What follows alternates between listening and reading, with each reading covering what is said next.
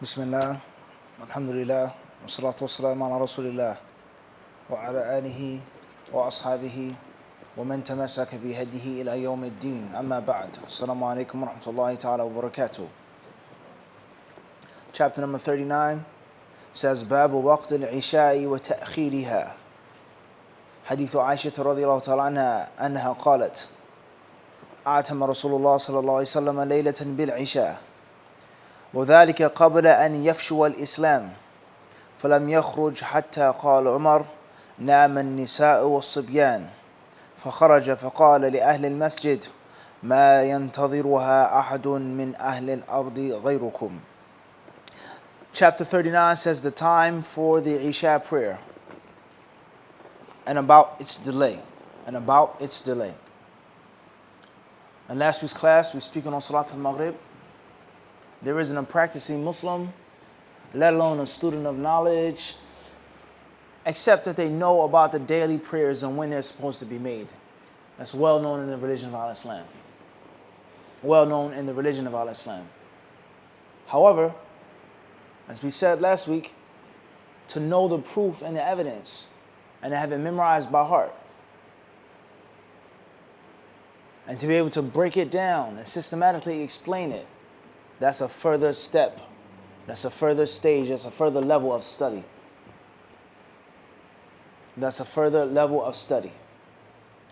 And one of the benefits, one of the necessities of having this further level of study, you may say this is well known when we make Salat al-Isha, is when Islam is under attack, under siege. And people come and they claim and they make statements about Islam. This is what Islam truly is. This is what Islam truly isn't. This is extreme. This is fundamentalist. This is liberal. This is progressive. This is from overseas. This is from America. I don't have to follow that. This is from Arab culture, etc. So you as the student of knowledge, you always know what to do in times of confusion. In times of what? Confusion. How many things today in 2018 are being thrown and stuffed down the people's throats? 10, 20 years ago, it was well known from Islam that this was totally haram. Can't do it. An abomination. And now in 2018, there are people who are lobbying for the fact that there's no proof to say that it's haram. There's no proof in the Quran to say that you can't do it. This is a reality or not. In another 10 years, another 20 years, another 50 years, Allah knows how long the worldly life will live, the same thing will continue to happen. And there'll be something which is known from the religion of Al-Islam will be pushed for and lobbied for, and someone will make an agenda for that thing. So you as the student of knowledge, as the leader, as the scholar, as the one with the ilm, you will stand as a vanguard in front of batil. You cannot enter this fortress of Al-Islam. No. And if you try to come by force, then you will be met with force. Salat al-Isha is to be made at this time, in congregation, such and such and such and such. And the proof is, Qala Rasulullah sallallahu alaihi wasallam. Qala Rasulullah sallallahu alaihi wasallam. What is the understanding of this hadith, the implementation of this hadith? You don't understand it, you're wrong. Qala al-ulama. So on and so on and so forth. Everybody understand this? And this pertains to all issues of the religion. All issues of the religion. So if you've memorized one hadith, ya akhi, and then you've memorized a second and a third, and you've cross-referenced those hadiths, and you have the explanation, you've been taught and trained properly and formally, now you become formidable. Now you become what? Formidable, in which you can prove your point and establish your view from 3 or 4 different aspects and angles. And that's da'wah. That's calling to Allah, and that's teaching the religion of Al-Islam, propagating the religion of Al-Islam. Nah? So therefore, the time for Salat al-Isha is well known. But this is one of the reasons of studying it like this. Another wisdom of studying it like this is that there were many things that we were taught. We were miseducated. Intentionally or unintentionally. Intentionally or unintentionally. Many Muslims in the United States, they did the best that they could. Whether they were taxi cab drivers, limousine drivers, graduates from Medina, graduates from overseas, people who came over to find a better life in America, the American dream. And they wanted to spread Islam and spread the da'wah and spread what they thought was the correct way. And much of what they did spread, walillahil hamd, was right, it was correct. But a great deal of it, there was miseducation. There was a great deal of shortcoming. And then there are other people, whether they are Muslim or non-Muslim, or call themselves Muslims, who intentionally misled people. Intentionally spread things that are incorrect, that are made up, that are new. Things that are acts of innovation, cultural practices, or just, as we say, useless fluff, nonsense to busy the people. To busy the people. And it doesn't matter what name is given to the product. It doesn't matter what package or what label is on the bottle. What's important is what is in the bottle, the content of the bottle. And the people, they drank it up, and they drank it up, and they drank it up. And they became misled. And they wasted themselves, and they busied themselves with this nonsense for years. And now it's hard to get off of the drink now. And anyone who wishes to say, you shouldn't be drinking that, that's polluted, that's tainted, they attack him, they slander him, and they try to assassinate his character. Everybody clear on this? This has happened in the United States of America. And this, I believe, is a historical fact. I don't think there's anything that two people with sound minds that are impartial are going to differ on the reality of what I just said. So there's always a need of learning and starting from the foundation. And there's always a need of learning and starting from the original asl, the pure foundation, right from the Sahihain. Everybody clear on this? Tayyib. So that's what chapter 39 is about. The first narration is that of Aisha, radiallahu ta'ala anha, hadith number 372. It says, narrated Aisha, radiallahu anha, Allah's Messenger sallallahu alaihi wasallam once delayed the Isha prayer, and that was during the days when Islam still had not spread. The Prophet sallallahu alaihi wasallam did not come out until Umar informed him that the women and children had slept. Then he came out and said, to the people of the mosque, none of amongst the dwellers of the earth has been waiting for it except you. This hadith shows us that the Prophet ﷺ, one night he did what? He delayed Salat al-Isha until certain people had went to sleep. هذا محل الشاهد من الحديث. هذا محل الشاهد محل الدلالة. That's the highlighting point of the hadith. And another fact that we take from this hadith is the permissibility of praising someone to their face. The permissibility of praising someone to their face, as long as it isn't a means of fitna. If the person can take the praise and run with it and go with it. And when we mean run with it, is not say don't run with it. I mean take it in stride. Jazakallahu khairan. And take it as a means of encouragement. As a means of encouragement. And not as a means of pride and conceit. Or to become self-deceived. Whether it is a teacher to a student, you did a good job. Your recitation of the Quran is very good. You're a good student. Whether it's a father to a son, whether it's a friend to a friend, I'm proud of you. I'm proud of you. You're better than me. You exceeded us. You did well. We always knew you were going to do a good job. Everybody understand this? It's permissible. And the highlighting point of that is the hadith, or the part that says, مَا يَنْتَظِرُ أَحَدٌ مِّنْ أَهْلِ الْأَرْضِ غَيْرُكُمْ. He says, no one else from the inhabitants of the earth are waiting for Isha prayer except for you. And that's the tazkiyah.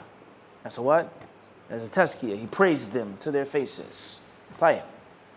And for obvious reasons. For what? For obvious reasons. Another fact that we take from this hadith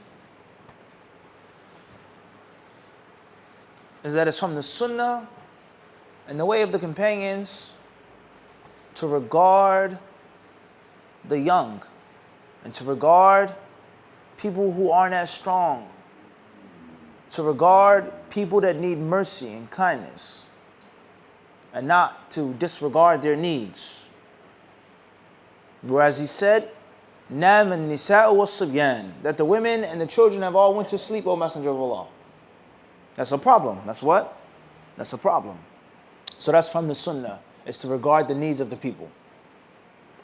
Also from the sunnah is to be mindful of your surroundings. To be mindful of your surroundings. And to be mindful of the political atmosphere in which you live. And not like the ignorant people today, who wish the people to be deaf, dumb, and blind about the basic things that happen in their countries. And the hypocritical thing is that you have to be deaf, dumb, and blind about what happens in your country of political things, but you have to be fully involved and engaged in the politics of another country thousands of miles away, or a personal beef, or whatever the thing is, whatever the issue may be. And it's not just dawah issues of a scholar and another scholar. No, actual political issues. And from that is that which we have explained over a year ago with regards to protests. With regards to protests. Are protests halal or haram? Do I support them or go against them? It's not the issue of discussion here. The issue of discussion is that protests among many of those who say that are haram is influenced by what? Political agenda. And the fabric of the political atmosphere of the United States is not like that of the Middle East. And the United States political a protest, oftentimes, not only is it allowed, but it's encouraged. It's what? Allowed and encouraged. The fabric of the United States is based off of protesting. The fabric of the Constitution, democracy, supposedly, whatever that's supposed to mean, is based off of this. Whether it's peaceful or violent. Overseas, that's not the same. Everybody clear on this? So obviously, if I don't want you to say anything about me, and I have no shyness of locking people up, incriminating people, holding them without trial, torturing them, because of the slightest criticism they make against our political body, then of course, protests in Islam are going to be what? Without a question. Because of Kitab, Sunnah, and Ijma'. Maybe, maybe not. But for sure, because it goes against our what? It goes against our gain. We don't have people in the street saying that we're wrongdoers, we're oppressors, we're embezzling money, stealing money. We can't have that. Everybody clear on this? So we take a strong Islamic stance against protests. But we don't take a strong Islamic stance about 20 other issues that are clearly mansus alayha, been mentioned by name in Quran and Sunnah. Everybody understand the game? That have been mentioned by what? By name. Not extracted and deduced. There's a hadith that says, do not do this. Do not have these people here. Do not take these. Do not. By name. Those things are never ever mentioned. But a protest is a cardinal sin. Everybody clear on this? Rebelling against the ruler is a what? Cardinal sin. And it may be. But what is your motive behind it? And pushing it and propagating it? Why aren't you mentioning the other things in the Kitab and the Sunnah that are mentioned by name? Everybody understand this? That doesn't make sense. So we have to be mindful of this. We have to be mindful of this. Does this mean, are we calling people to go into the street and to protest right now? Are we calling every Tom, Dick, and Harry, Zayd, Bakr, and Amr to involve themselves in political science? We're not saying that. We're trying to make a point. And we do not allow, and we do not condone this level of hypocrisy. That's not okay. That's not what? That's not okay. So therefore, the hadith, it says, قَبَلَ أَنْ يَفْشُوَ الْإِسْلَامِ, before Islam had become what? Spread. Meaning, there are only a few Muslims. We have to look after their needs. There isn't a strong citadel of Muslims, a strong community of Muslims. Why are we delaying the salah? It's a hardship upon the few followers of Islam. If there were many, many followers of Islam, then that's what? Total different story. Everybody understand the highlighting point from the hadith? So this hadith, it shows us to have general awareness of your what? Of what's going on around you. And there's no doubt, the way that you practice Islam today is for a reason in America. How you walk down the street, what you say, what you do, the job that you have, how your wife covers. A big part of that is because of the atmosphere in America. Tight, moving forward. Hadith number 373. And another fa'idah from Hadith 372 is the permissibility of questioning the rulers and leadership and advising them and complaining to them. That's also a very long story with regards to today in the same light in which we just mentioned. Umar radiallahu anhu, what did he say? Hatta qala Umar. Until when? Umar said. What did Umar say? The women and the children are asleep. He said that in what purpose, or what purpose did he say that? What was the reason of Umar asking the Prophet ﷺ and telling the Prophet ﷺ that? He was questioning the judgment. That the women and the children are asleep, O Messenger of Allah.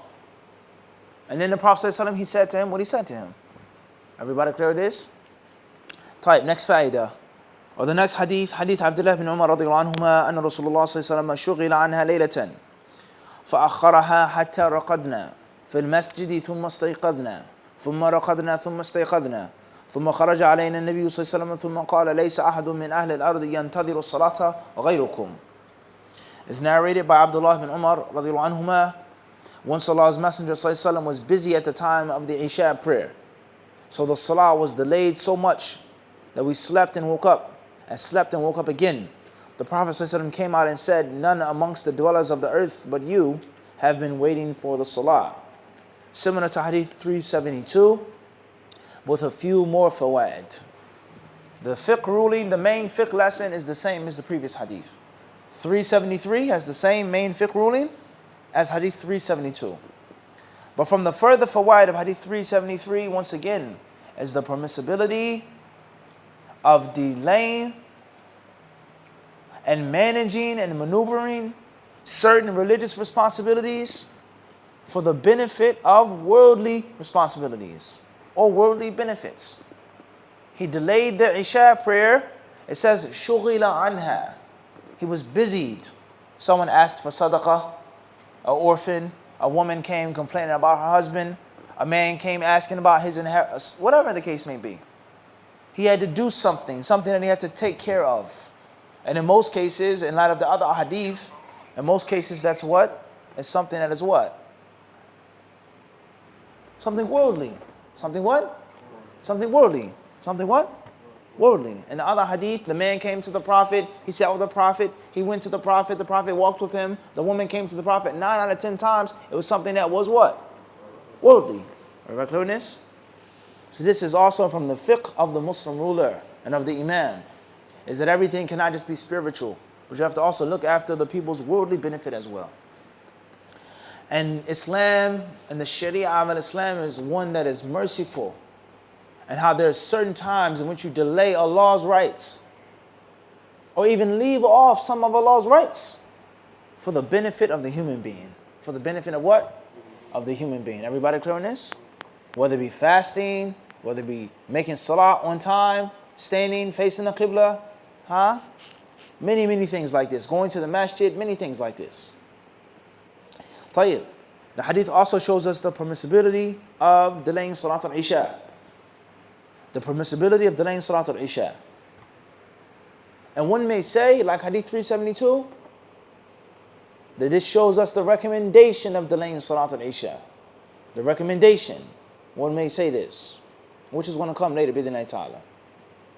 Also, this goes to show us another fiqh issue, is that a person, if he falls asleep sitting down, his wudu is not broken.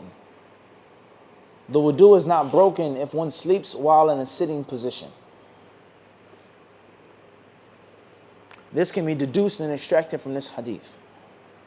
It can be deduced and it can be extracted from this hadith. Where do we get this from, Khalid? The hadith says nothing about wudu or sitting. Most likely they were waiting in the masjid sitting down. Okay? What does it say about their wudu though? So where do we get that from? Thin air?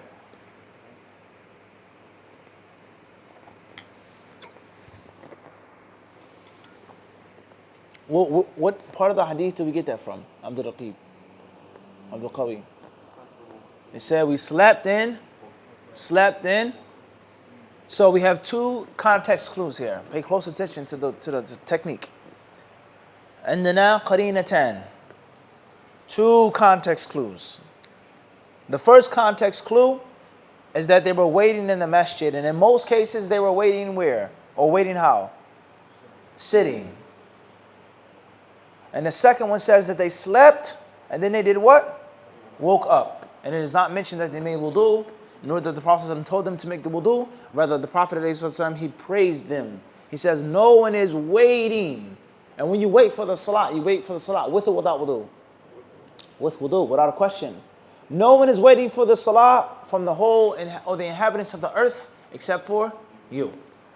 So this is a subtle extraction, is that sitting down and sleeping sitting down does not break the what?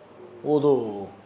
Now that's not the final view or the final say-so on this issue, but I'm trying to show you how you study a hadith about salah and it can take you to tahara. And you study a hadith about tahara and it can take you to salah. From one thing you learn what? 10,000 things. Al-istinbat wal-istikhraj. You learn how to deduce and how to extract and how to expand your knowledge. How to expand your knowledge. One hadith can be broken down into 50 pieces and 50 different issues of life. Here.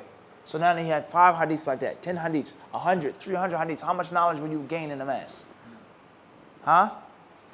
Everybody clear on this? This is the way. I'm showing you the way. How can you say this? How can you quote this? How do you know this? How? How do you do it? How does he say it so effortlessly? Like this. Tayyib. The ulama of Islam have a very long discussion with regards to wudu being broken, sitting down, standing up. And perhaps the strongest view, and Allah knows best, is that the wudu is not broken unless a person is totally out of it. He loses his senses. Regardless whether standing or sitting down or lying. But obviously lying down is not like sitting down. So if you had a pen or a phone, you were sitting in a car and you woke up and the phone was on the side of the car or the side of the seat, under the seat, then in most cases your wudu has been broken, even if you were sitting down. But you just snoozed, you dozed off, your head went up and down a little bit, you slobbered a little bit, huh? But you still held it, you're still aware of what's going on, people are talking about you in the car. You're riding with the brothers, they're making fun of you, making jokes. Oh, Mufti, he sleep, he don't hear us. Huh? You make a road trip with the brothers, this is a reality. Huh? You wake up, your tea is gone. He sleep, he not gonna want it when he wake up anyway. Say, well, don't touch my tea, akhi. Huh? Don't touch my snacks. Even though they thought you were what? Asleep. Everybody clear on this? This is reality. This is a whole different story in which you're just totally gone, knocked out. Everybody clear on this or not? So that's a very, very long discussion with regards to how is the wudu broken with regards to sleep. Khairan inshaAllah. Hadith also shows us the permissibility of sleeping in the masjid. The permissibility of sleeping in the masjid. And also shows the permissibility of taking power naps. Huh, Khalid? Tayyib. Hadith number 374. حديث أنس رضي الله عنه قال حميد سئل أنس هل اتخذ النبي صلى الله عليه وسلم خاتما قال أخر ليلة صلاة العشاء إلى شطر الليل ثم أقبل علينا بوجهه فكأني أنظر إلى وبيس خاتمه قال إن الناس قد صلوا وناموا وإنكم لم تزالوا في صلاة ما انتظرتموها. Before we move forward, Hadith 372, was that in Medina or Mecca? Where it says that Islam had not spread that much. Mecca? For sure. Mecca or Medina?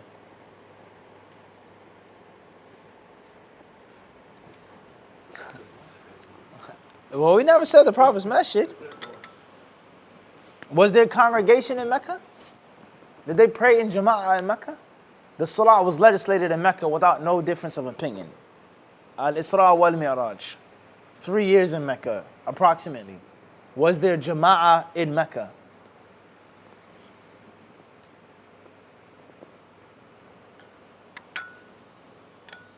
Or a deeper question, if there was Jama'ah, was it the formal Jama'ah that we have today, like this? The Muslims came together, they prayed in front of the Kaaba when Umar accepted Islam, but was it like this? See how it's all connected? See how it's what? The seerah is connected with the what? With the fiqh. Everybody got it? Tayyib. So, Hadith 374 says, narrated Humayd. Humayd is the student of Anas. Humayd is from the Tabi'een. Humayd ibn Abi Humayd, or Humayd al-Tawil, from Basra in Iraq. Humayd, Anas' disciple, he says, Anas was asked, did the Prophet ﷺ wear a ring? Did the Prophet ﷺ what? Wear a ring. Anas radiallahu anhu said once he delayed the Isha prayer till midnight. Then he came facing us, as if I am now looking at the glitter of his ring. Huh? The bling.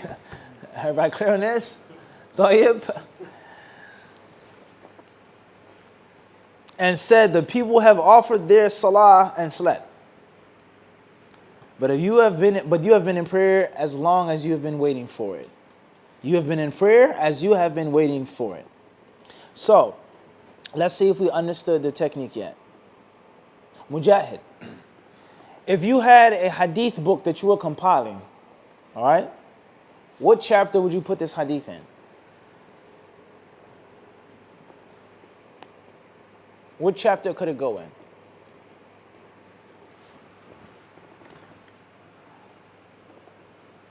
Mukhtar. Kitab al-Libas was Zina. The book of clothing and adornment. Because, or the hadith says nothing about clothing though. Why? What would you put in that chapter for? The ring and Zina. You can use this hadith, the permissibility of being handsome, of being nice and having glittery things sometimes. Everybody understand this? So that's his book now. He's Imam al-Bukhari. He puts it in the chapter of what? Libas. Tayyib, Nafis. What chapter would you put it in? Quick, Yahi. Now, rest of the brothers, get your answers ready right now. Ahmed. Quick, Yahi. No, I said only one right now. Huh? Kitab al-Salah. Under what heading? The permissibility of delaying Isha. Beautiful. Fadlan, ya akhi. Quick. Abdul Qawi. I know what chapter.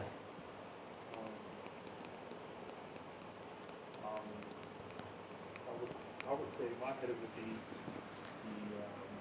the reward of waiting for Salah inside the masjid. The reward of waiting for the Salah in Masjid. Tayyib. Khalid.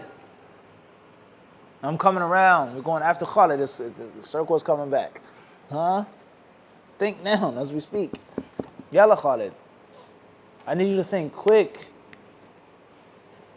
Huh? Kal barq. Huh? Like lightning. Huh? How quick does lightning come and go? Yalla Khalid. Okay, I'm going to take a turn. And this will be, all right, so before we go further, one of the differences between Sahih Bukhari and Sahih Muslim is what? The way that the chapters are. More specifically, we explained this before. Ahmed. Imam al-Bukhari would what? Imam al-Bukhari would take this one hadith and put it in 10 books. Rather, he would put it in maybe 3 chapters in one book. And Imam Muslim would only put this hadith what? In one place in the most general relation. So for example, Imam al-Bukhari, this is just an example, he would put this hadith where? In the book of knowledge. Kitab al-Ilm. In the book of what? The book of knowledge. How? What does this have to do with knowledge? Humayd asking Anas. The permissibility, the recommendation of the student to ask the teacher. And it's not always bad to say don't ask questions. Good. Or another way.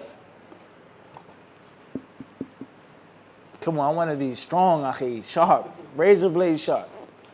The permissibility of the teacher praising the student. No one is waiting for the Isha prayer except you. And the Prophet ﷺ was the teacher and the Sahaba were the students. Everybody clear on this? Tayyib. What else? This hadith could also be placed in what? Kitab al-Zuhd. The book of Zuhd. Whereas he says the glitter of his ring. That's it. What other gold and silver adornments did he have on? He had just what? Ring. And for a leader like the Prophet ﷺ, in the worldly standards, he could have easily taken more than just a what? A ring. Everybody clear on this? Everybody get the point now? The fiqh al-hadith and how it works.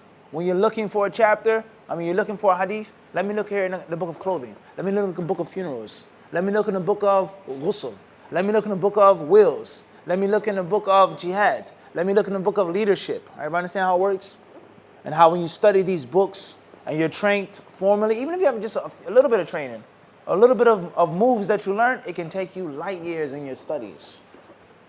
Let alone if you actually formally study from A to Z. Everybody clear on this? Tayyib. Khairan, inshallah. Also, this here is, it goes to show us many, many other fawaid, huh? One may say,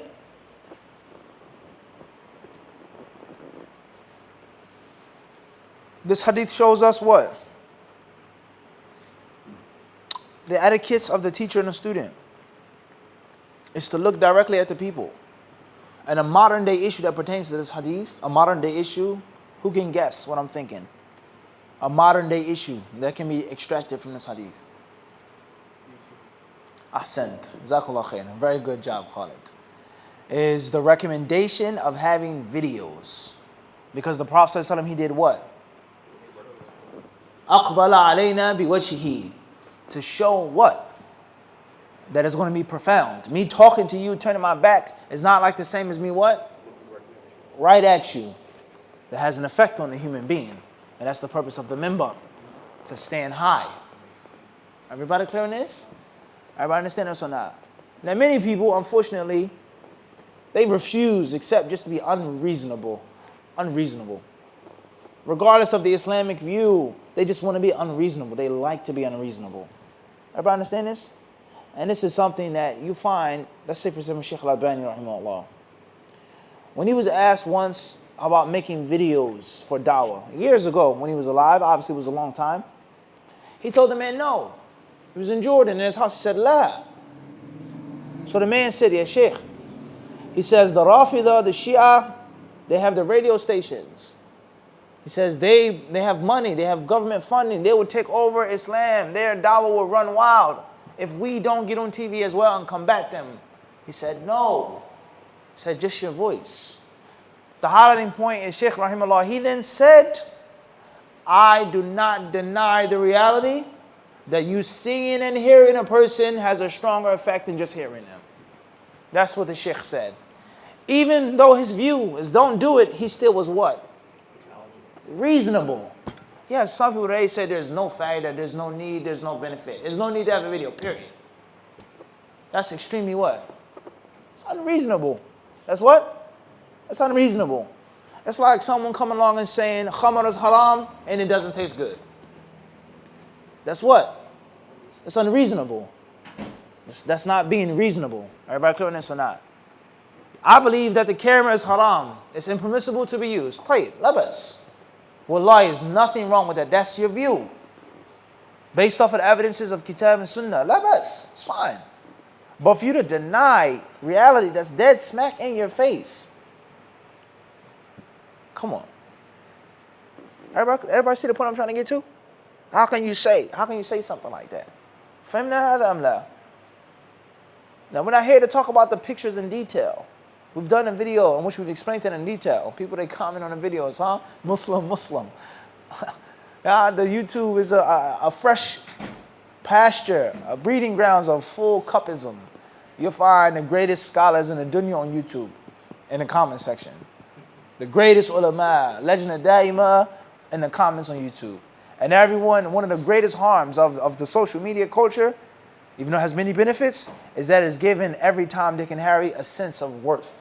My opinion matters. I've never seen this. Who cares what you've seen? By Allah, has anyone asked you your view and your opinion? Has anyone said, what do you think about the permissibility of this picture or this video? Who asked you? Who asked you? Even if someone isn't trying to be a troll, they're not trying to be a troll under a bridge. This is reality. There are trolls. But there are people who say, oh, wallahi, I've never come across a hadith, or I've never come across an issue, but I'm sure he has proof. Who asked you, Yahi? If you watch the video and benefit, and if you don't want to watch it and benefit, then what? Tafadal, have a great day, Yahi. Listen to audio. Listen to Spreaker or SoundCloud or whatever else. There's nothing wrong with that. But why come and voice your opinion. Am I clear on this or not? So that's a long discussion in itself. Al-Muhim, the Shaykh Rahimahullah Ta'ala says, do not do the video, but I'm not denying the reality that the video has a stronger effect. That's the only reason why I quoted that little brief story. Everybody understand this? And hopefully that's tangible. Khairan, inshallah. We're not here to discuss the issue of tasweer, whereas we've spoken on that in detail. We've spoken on that in detail. Khairan, inshallah. Let's move forward. Very good job, Khalid. Next hadith. Or this hadith says, in the nas qad sallu, that the people have offered prayer and they slept. What does that mean, Khalid? They made Maghrib and fell asleep? Or they prayed Isha and fell asleep?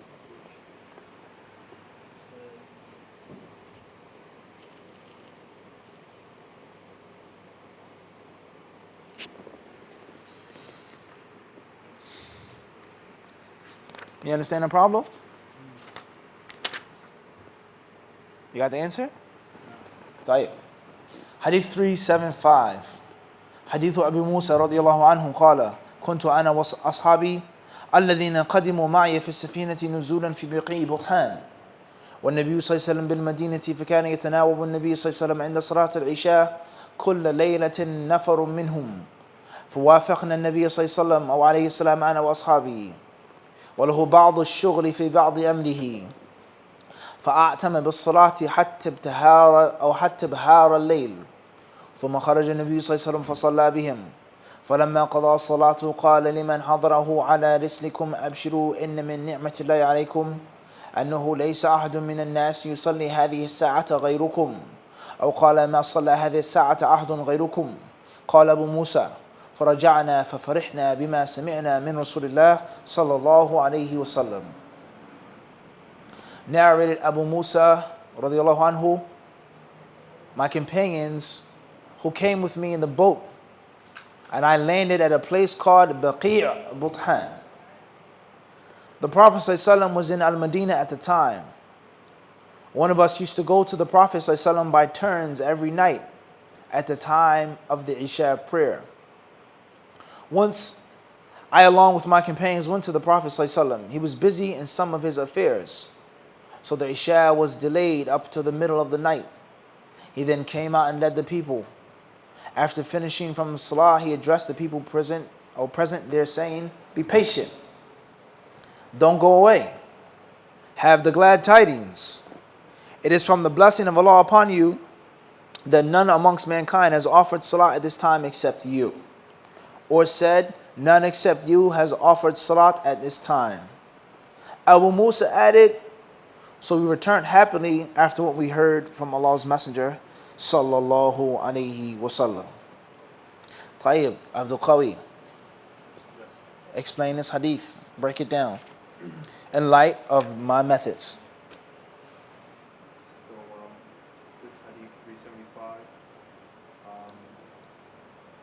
one of the things I extracted from it is that when we talked about earlier is that it made Isha could have been delayed because of the fact that the Prophet ﷺ was busy in worldly affairs and none of things. This hadith shows what we previously explained, is that the Prophet ﷺ in most cases was preoccupied with some of his or some worldly affairs and responsibilities. And what we mean by worldly affairs and responsibilities are things that are always converted and recycled into Islamic and spiritual benefit. Your wife, your children, a beggar, someone asking for money, that's Islam as well. That is Islam as well, huh? Giving charity, helping someone is what? That's Islam, that's spiritual as well. But we're talking about something worldly. He's not reciting the Quran, it's something that's dunyawi. Tayyib. Fadl. What else? Another thing I extracted from this hadith is the fact that when the Prophet ﷺ told the people, be patient, don't go, they had listened and adhered to the fact that they received some positive response from the Prophet ﷺ, so they came back and they stayed inside the mosque as well. The recommendation of giving glad tidings to people. Do not push people away, but bring people close. Do not wreck and destroy, but fix and build. Fix and what? And build. Everybody clear on this? Wreck and destroy. Or fix and what? And build. Which one? Don't push people away, but try your best to do what? Invite them. Invite them to the sunnah. Invite them to the truth instead of running them away. Tayyib. There's many other things. I think another thing I got from this is that the people were waiting for the Prophet ﷺ, but they didn't seem like they were really kind of, complaining or, They waited patiently for the Imam. To wait patiently for the Imam. Tayyib. Many people, they tap their watches. They look at the wall. Unfortunately. Tayyib. What else? Again, Fadl.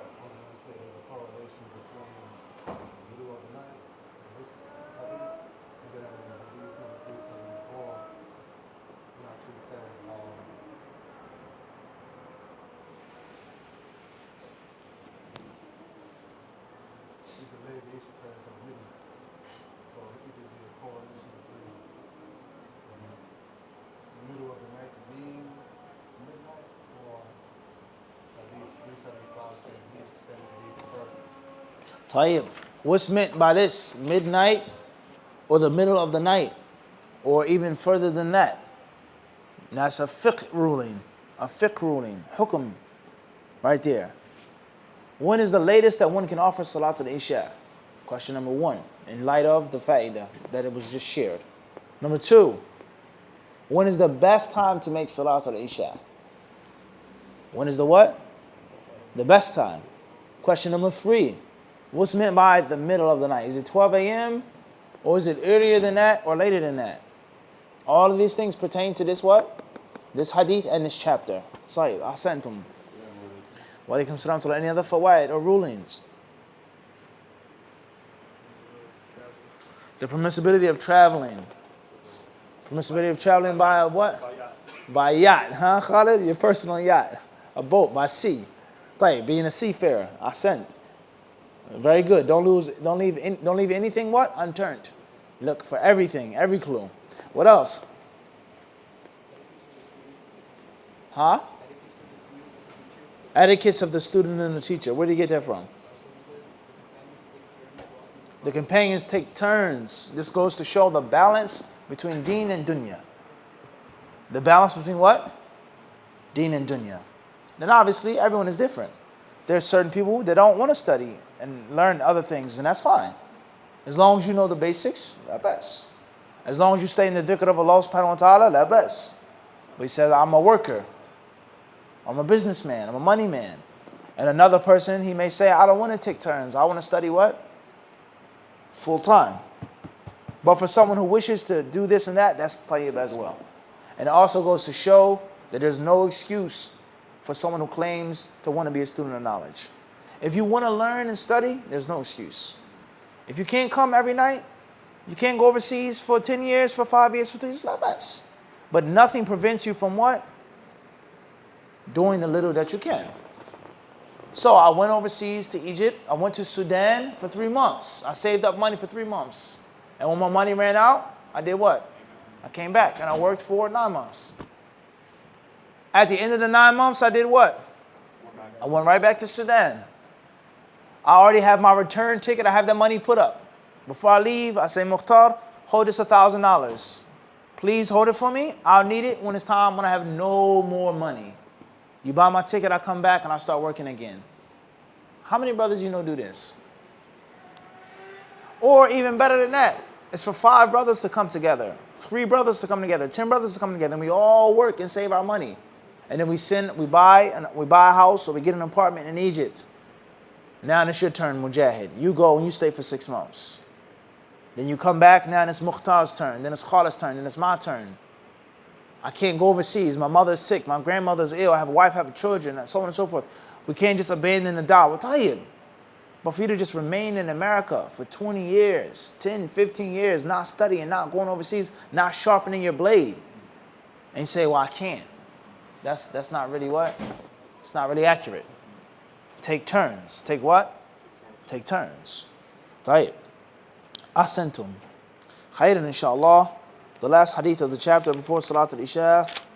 It says, Hadith ibn Abbas radiallahu anhuma قال أعتم رسول الله صلى الله عليه وسلم ليلة بالعشاء حتى رقد الناس واستيقظوا ورقدوا واستيقظوا فقام عمر بن الخطاب فقال الصلاة فخرج النبي الله صلى الله عليه وسلم كأني أنظر إليه الآن يقطر رأسه ماء واضعا يده على رأسه فقال لولا أن أشق على أمتي لأمرتهم أن يصلوا هكذا. قال ابن جريج الراوي عن عطاء الراوي عن ابن عباس فاستثبت عطاء كيف وضع النبي صلى الله عليه وسلم على رأسه يده كما أنبأه ابن عباس فبدد لي عطاء بين أصابعه شيء من تبديد ثم وضع أطراف أصابعه على قرن الرأس ثم ضمها يمرها كذلك على الرأس حتى مست إبهامه طرف الأذن مما يلي الوجه على الصدق وناحية اللحية لا يقصر ولا يبطش إلا كذلك.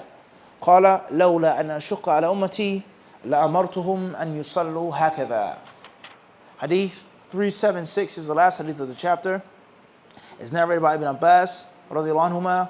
Once Allah's Messenger ﷺ delayed the Isha prayer to such an extent that the people slept and got up and slept again and got up again. Then Umar ibn Khattab radiallahu anhu stood up and reminded the Prophet ﷺ of the Salah.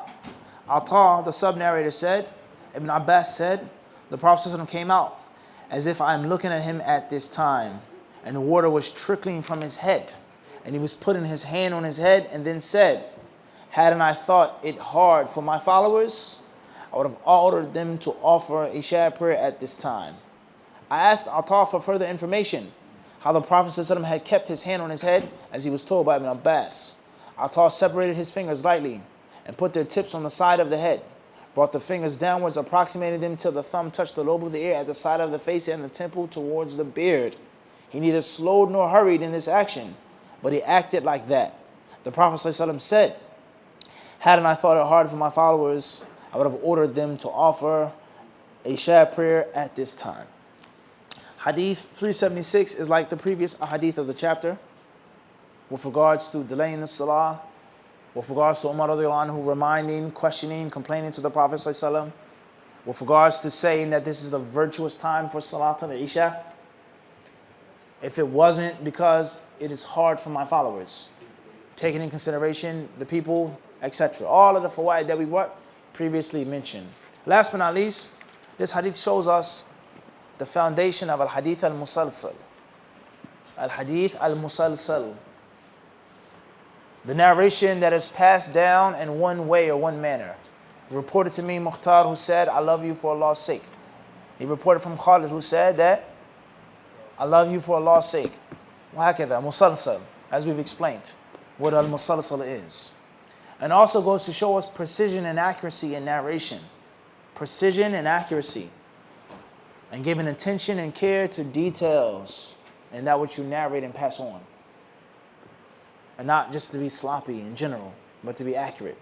How did he place his hand? Where did he place his hand? How do people observe the Prophet ﷺ's actions? Khairan, inshaAllah ta'ala. That's the end of the chapter. Bidnai ta'ala, tomorrow night will be chapter 40. And Allah subhanahu wa ta'ala surely knows best. Walhamdulillahi rabbil alameen.